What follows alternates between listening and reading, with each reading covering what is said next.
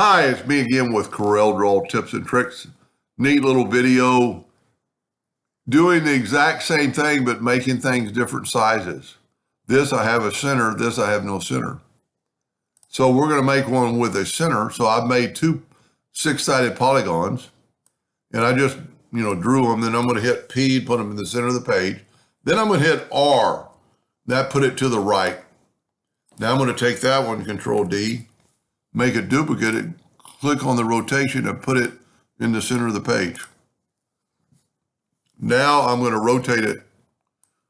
I'm already at 120, so I'm going to go 180 because I want 60 degrees.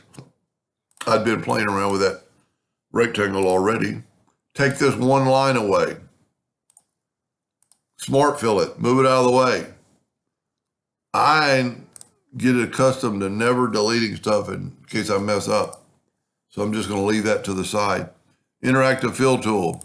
I'm going to go from right to left because I want the darkness in this color.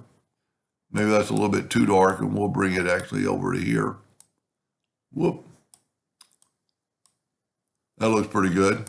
Now, double click on the rotation, put it in the center of the page.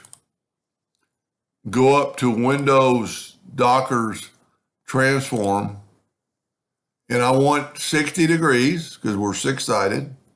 I need 6 of them, but I've already got one, so I'm going to just hit 5, and look what you get. And then if we put a black box around it, which I've done a lot lately, it just makes stuff pop out, especially with that shadow. Now let's take the indexing lines away. It actually kind of looks like it's a set of stairwells going downhill.